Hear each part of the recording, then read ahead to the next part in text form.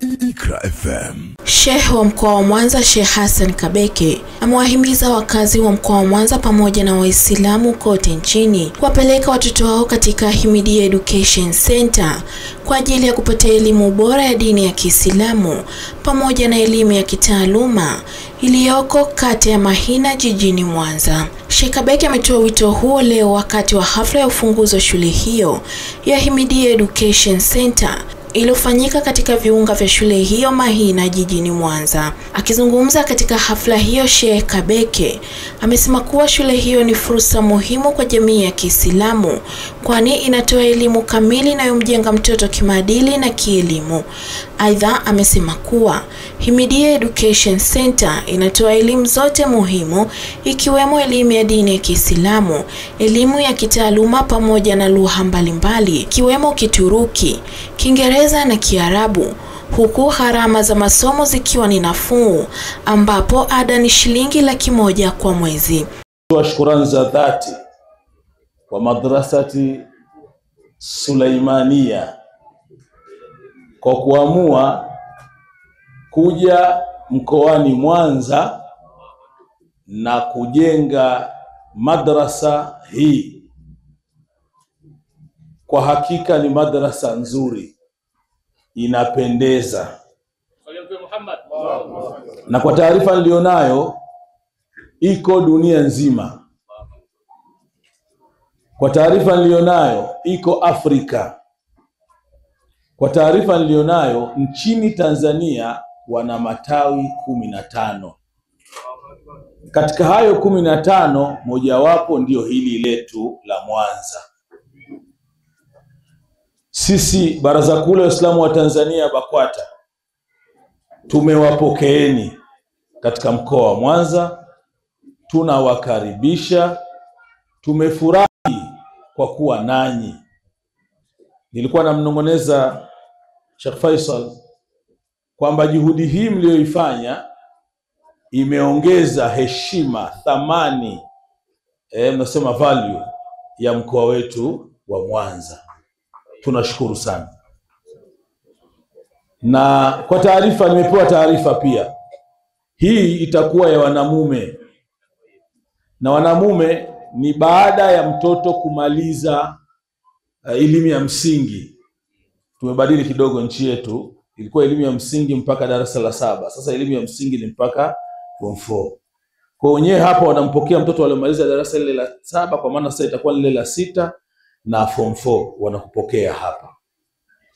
Na ada yao ni kidogo. Mkiingia hapa ndani mtaona shule ilivyo, uzuri wake, madarasa yalivyo, sehemu anayolala mtoto wako. Kwa hakika imekamilika. Hichi tutachokuwa tunalipa ni kama tuna support.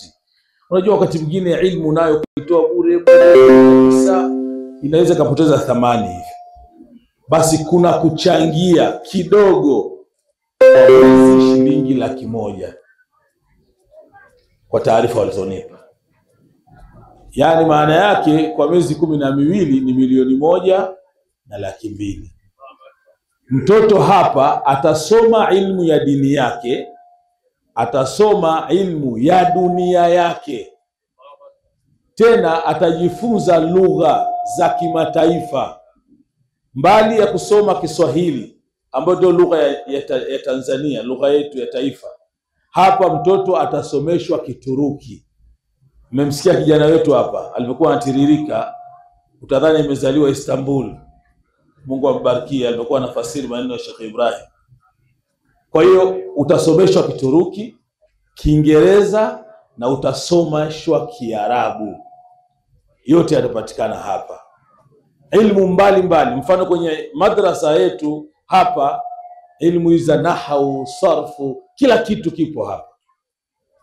Sasa 100,000 kwa mwezi, rejea tu, tunaweka vocha shilingi ngapi kwa mwezi? Vocha hizi MB tunaita.